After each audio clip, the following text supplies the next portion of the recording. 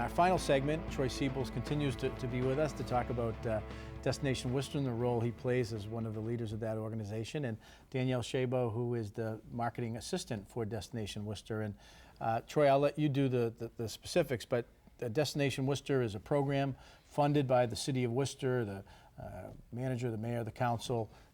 It's been in existence for 10 plus years to help kind of market the city in terms of bringing in, and marketing means many things to many people, but this is targeted towards trying to bring visitors and people to the city through things like the Hanover Theater, promoting festivals, events, tournaments, the DCU Center, colleges, universities, trying to get the word out on there. And you've been involved in it all the way through. Why don't you tell us about it? It's a key program for us. You know, from the beginning, it's been something that's linked a lot of the destinations together, and it started as a way for us to try to leverage each other's audiences. Take the people who come see the Hanover Theater and let them know what's going on at the Art Museum, and vice versa. How do we tap into the people that are already coming to one or more of the institutions? And now it's really grown to be a tool to reach out to visitors, college students, and I think it is more regional than just Worcester. You know, Destination Worcester has recently sort of become part of a larger organization that serves the whole region, and I think this will be a great tool to help us do that, because some of our key partners are Old Sturbridge Village, Tower Hill. As a region, we have a lot going on, both in and out of the city, and we should be leveraging that to bring people here.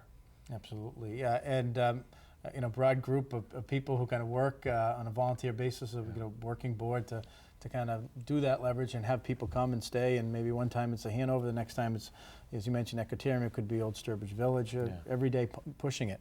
A vehicle to help kind of promote a lot of that is something that's been known as the Woot Card. But as technology changes and the number of people with handheld devices goes through the roof, new technology is being embraced. Danielle, you want to tell us about the transformation of the Woot Card and what it is?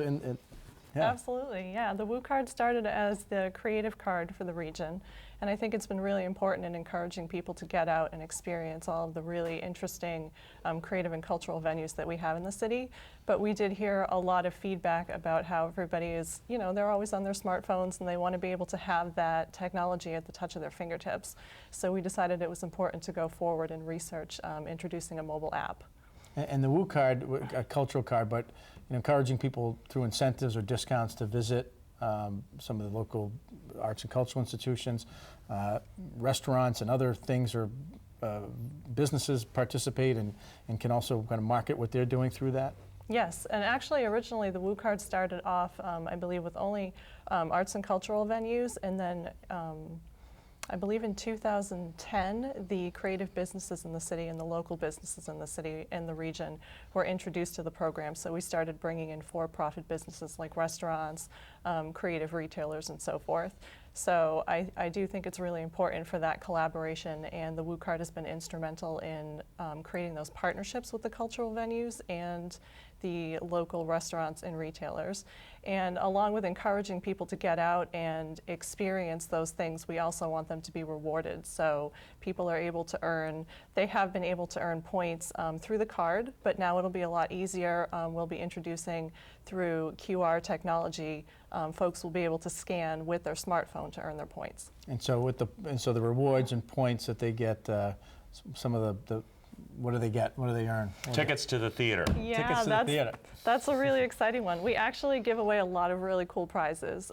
We've given out tons of gift certificates to restaurants, retailers, a lot of the cultural venues. So we've given away tickets to Tower Hill Botanic Garden, Museum of Russian Icons, Old Sturbridge Village, the Worcester Art Museum, and so forth. Right. And I think you used the absolutely perfect word, creative. And we think of creativity, art, and kind of it's certainly in our arts and cultural venues, but certainly with some of the restaurant scene, the foodie theme, I mean, incredibly creative, and something that brings people to the region.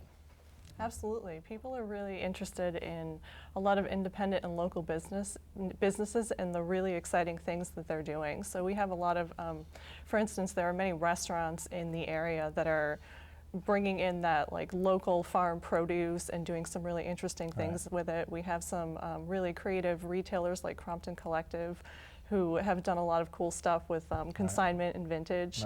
So getting people out there and experiencing that is the goal.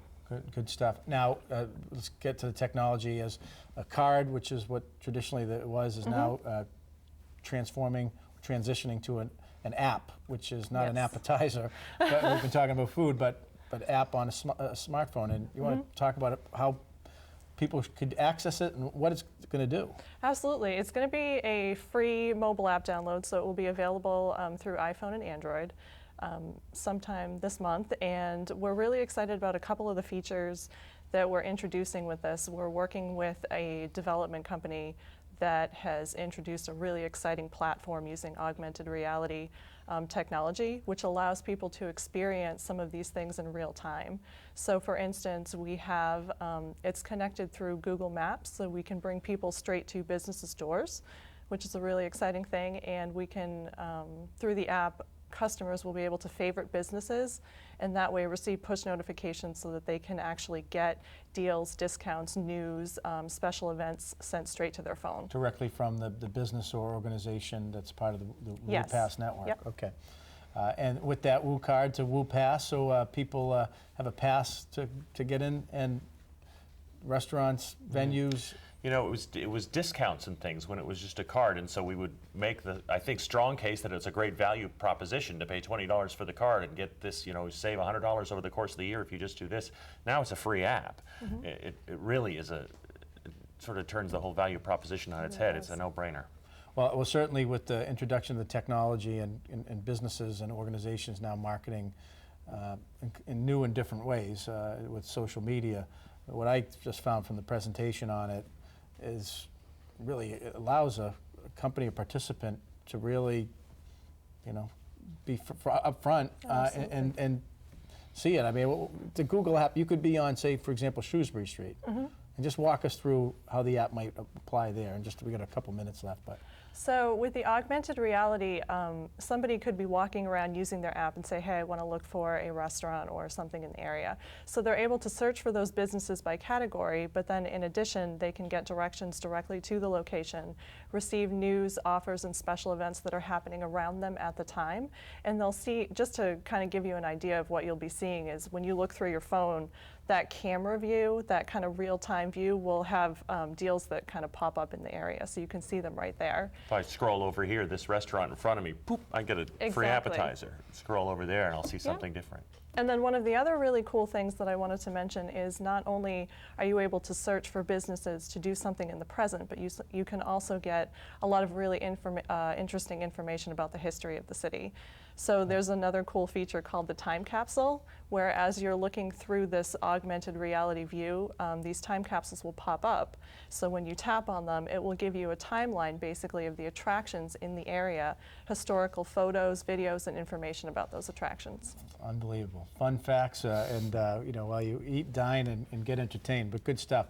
Well, Troy and Danielle, thank you for joining us and for the great work you're doing with Destination Worcester, and look forward to having you back at some point to Thanks talk for the about opportunity. Thank you. It was a pleasure. And we want to thank you, our viewers, for joining us on this edition of Chamber Exchange, the TV show, and thank our sponsors, Fallon Health, who make this show possible. Until